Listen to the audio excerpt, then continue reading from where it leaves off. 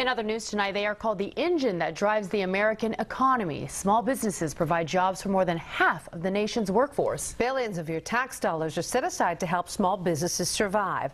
Tonight, investigative reporter Stephen Stock digs deeper to reveal the truth behind those numbers.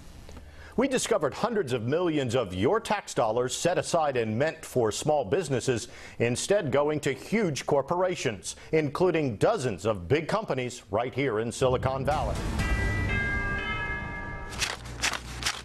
It's a huge pot of cash, up to $422 billion worth of federal contracts set aside last year alone, meant to give small businesses a shot at servicing one of the largest clients in the world, the federal government.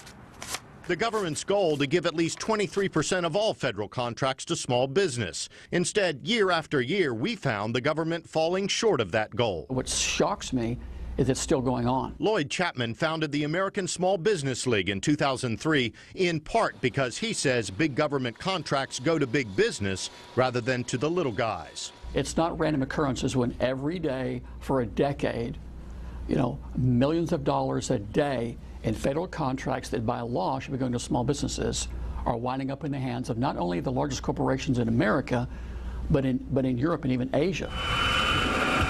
Donato Polinone has struggled to land federal government contracts. It's far, far easier to sell into even a General Motors than it is to the federal government. After founding New Gentech in Emeryville in 1997, Polinone's company now employs 42 workers with earnings of just under $15 million a year. The definition of a small business, according to the Federal Small Business Administration. It's a topic that only, I'd say about 10% of the other owners of businesses that I know even discuss. Most of the small business owners I know won't even bother trying to sell into the federal government. After years of trying and failing, New Gentech finally landed several million-dollar contracts with the U.S. government. But to Polinone and his business partner, Fred Pormazai, navigating the federal bureaucracy was like running a gauntlet. It is frustrating.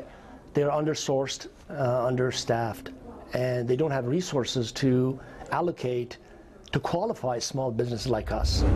We mined the federal procurement data system, the government's own figures, and found dozens of huge Silicon Valley companies have received contracts marked for small business.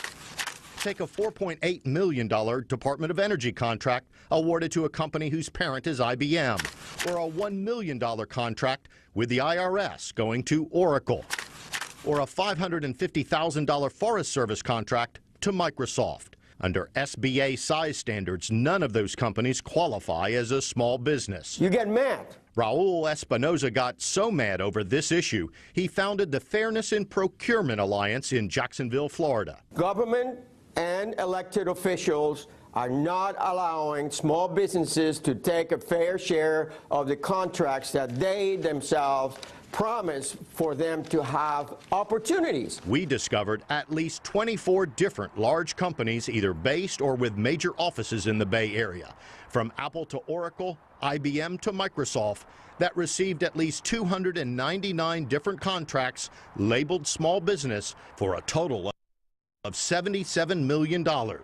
And that's just since 2009. It does seem wrong, but that's the way it is. The Small Business Administration admits this is a problem. Just last week, it released a scorecard showing that it fell short of its goal of giving 23% of all federal contracts to small businesses. The SBA says the reasons for these mistakes, what they call anomalies, range from data entry and coding mistakes to acquisitions of small companies by big companies, which are then grandfathered in, to growth of a company over the life of a contract, to just plain old human error. So in reality, small businesses are probably getting, I would say, about a tenth of what they're supposed to get.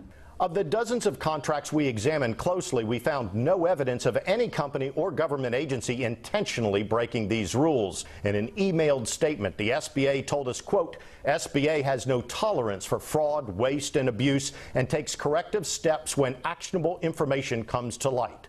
We also reached out to those companies we mentioned in our report. Most refused comment, while 2 said they do everything they can do to make sure they and their smaller subsidiaries don't get these contracts.